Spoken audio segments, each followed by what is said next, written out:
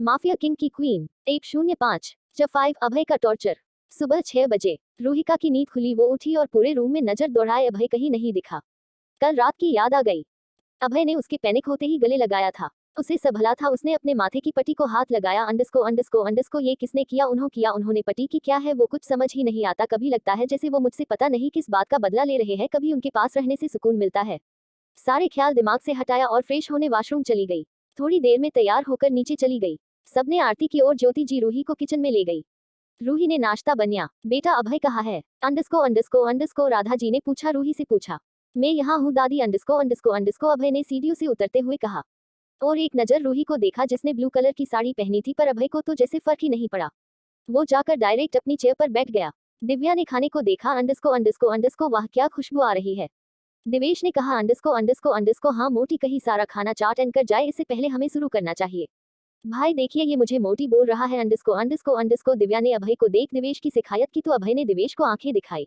अभय की आंखें देख दिवेश ने नीचे मुड़ी कर ली और कहा। अंडस्को देख तो ऐसे रहे ही जैसे अपनी आंखों से मर डालेंगे।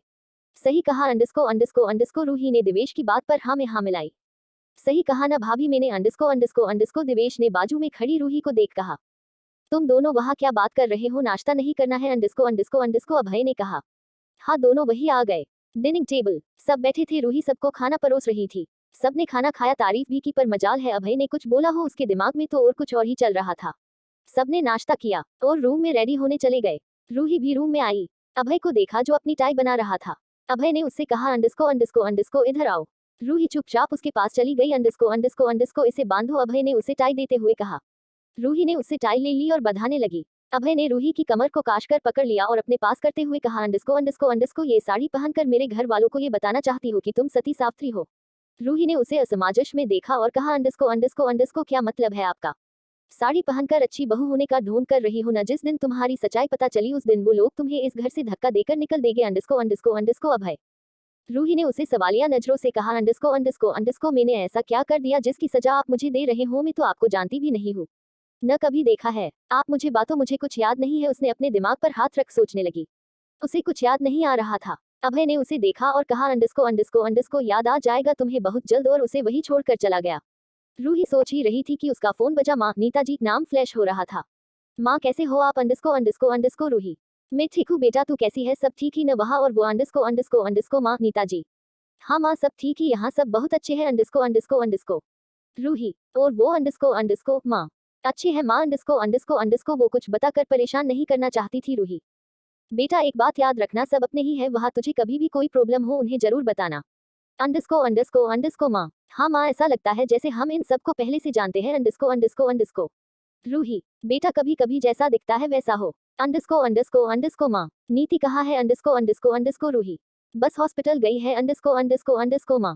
पापा अंडस्को ये कहते हुए रूही की आवाज रुआशी हो गई। तेरे पापा की एक मीटिंग थी, बस वही गए हैं। अंडस्को माँ। कुछ देर बाद की फिर फोन रख दिया। भाभी कहते दिव्या रूम में आई। हाँ बोलो। अंडस्को दिवी। रूही उसे प्यार से दिवी बोलती है।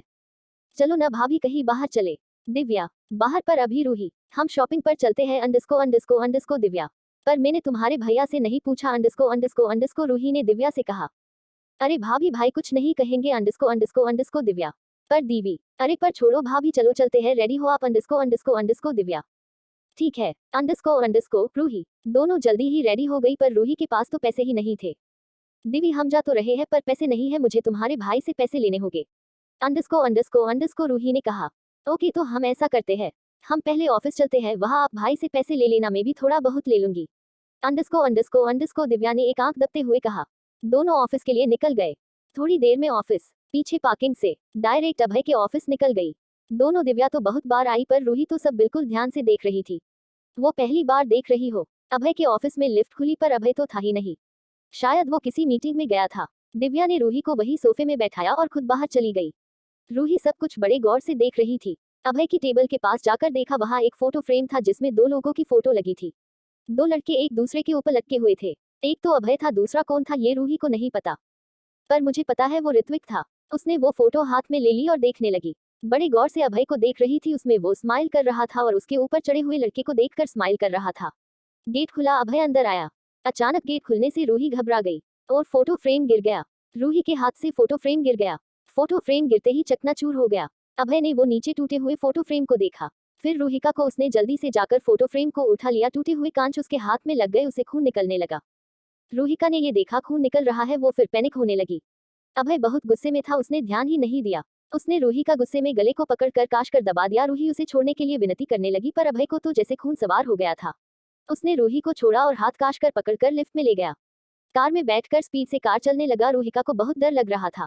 उसने आराम से चलने को कहा, पर अभय स्पीड से गाड़ी चलते हुए द किंग KINGDAM बंगले में ले गया। गार्ड उसे देखकर जल्दी से गेट खोला और कार को अंदर आने दिया। कार रोककर रूही को खींचते हुए बेसमेंट रूम में ले गया। सारे गार्ड नीचे मुंडी किए हुए थे क्योंकि उनके बॉस बहुत गुस्से में थे। रूही को खींचते हुए एक रूम में ले गया। पूरे रूम में सिर्फ कांच ही कांच थे। अभय ने उसे खींचते हुए कांच में खड़ा कर दिया। रूही अभय के खींच कर लाने की वजह से उसकी सैंडल भी कहीं गिर गई थी। कांच खड़े होते ही रूही की एक चीख निकल गई। अभय वही रखिए एक चेयर पर बैठ गया। मैंने जानबूझकर नहीं किया, गलती से गिर गया वो अंडस्को रूही ने रोते हुए कहा।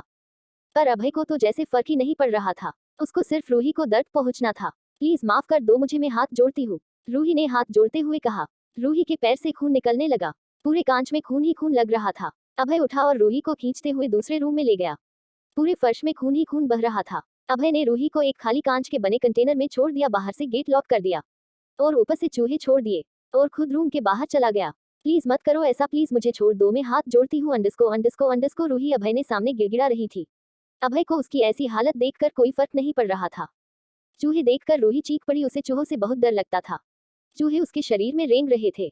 वो कभी पैर के पास छिटकती, कभी सर के पास, कभी हाथ में तो कभी पेट पर। अंडस्को प्लीज प्लीज अंडस्को। बस उसके मुंह से एक ही आवाज निकल रही थी। सांस लेने में भी प्रॉब्लम हो रही थी, उसकी सांस ऊपर नीचे हो रही थी। चूहे धीरे धीरे ज्यादा बढ़ने लगे। रूही के शरीर में काटने के निशान थे, उसके शरीर से खून कहीं नीले पड़े निशान थे। रूही धीरे धीरे बेहोश हो गई। गार्ड जो उसे देख रहे थे उन्हें रूही पर तरस आ रहा था। वही राका भी खड़ा था। रूही को जब बेहोश देखा तो डर गया। उसने जल्दी से अभय को बुलाया और बताया रूही बेहोश हो गई है। अभय जल्दी से वहां आया। अभय ने कंटेनर का लॉक खोला और रूही को निकला। रूही को लेकर रूम में गया और जल्दी लेडी डॉक्टर को बुलाया। डॉक्टर ने रूही की पूरी बॉडी पर पट्टी की और अभय ने उसे एक इंजेक्शन दिया। उसने वो लगाया। अभय ने डॉक्टर को चूहे का एंटीडोट दिया था जो कि उसके पास अवेलेबल रहता था। डॉक्टर खुद से रूही की हालत देखते हुए बोली, अंडस्को कैसा निर्णय इंसान है, किसी लड़की को भी नहीं छोड़ा, बेचारी कितने दर्द में है। रूही बेहोशी में भी यही शब्द बोल रही थी, अंडस्को प्लीज छोड़ दो मुझे, मैंने कुछ नहीं किया। अभय उसे देख रहा था। उसके सीने पर दर्द होने लगा। रूहिका को देखकर उसे वो दिन याद आ गया जब उसने उसे पहली बार देखा था। फ्लैशबैक अंडस्को। बहुत तेज बारिश हो रही थी। अभय अपनी एक मीटिंग से आ रहा था। उसकी कार एक सिग्नल के पास आकर रुकी। अभी स्कूल के बच्चों की छुट्टी हुई थी। 4-5 बच्चे बारिश में भीगने से बच रहे थे। वो रोड क्रॉस करना चाहते थे। एक लड़की जो कब से ये देख रही थी वो बच्चों के पास आई और अपने दुपट्टे को उनके सर पर ढक दिया और रोड क्रॉस कराने लगी। अभय की नजर उस लड़की पर पड़ी, वो उसे देखता ही रह गया। बड़ी बड़ी आंखें, तीखी नाक, लाल होठ, होठों के नीचे एक तिल जो उसकी सुंदरता को बढ़ा रहा हो, छोटा सा प्यारा सा बेदाग चेहरा, गर्दन से फिसलती पानी की बूंदें। उसे देख अभय का गला सूखने लगा। लड़की बच्चों को रोड क्रॉस कराया। सारे बच्चे उसे खुश होकर गाल पर किस करने लगे। लड़की ने भी उन बच्चों को किस किया और किसी बात पर हंसने लगी। सिग्नल ग्रीन हुआ, गाड़ी आगे निकल गई। जब अभय ने देखा वो लड़की पीछे रह गई, अभय ने ड्राइवर को चिल्लाते हुए कहा, अंडस्को गाड़ी रोको। ड्राइवर ने जल्दी से गाड़ी रोक दी। अभय जल्दी से गाड़ी से उतरा। उसे देख बॉडीगार्ड भी गाड़ी से उतर गए। एक गार्ड ने जल्दी से छाता अभय के ऊपर रखा जिससे वो गीला न हो। अभय जल्दी से चलकर उसी जगह गया जहां वो लड़की थी, पर अब वहां वो लड़की थी, वो जा चुकी थी। शीट कहा गई वो अंडस्को। अभय ने इधर उधर देखा। कौन सर? अंडस्को जैक ने कहा। अभय ने कुछ नहीं कहा और गाड़ी में बैठ गया। Flashback and. अभय वो दिन याद कर रूही को देखा। अंडस्को तुम्हें बहुत ढूंढा पर तुम मिली तो मेरे दोस्त की गुनहगार बनकर। मेरे लिए मेरे दोस्त से बढ़कर कोई नहीं है। मेरा प्यार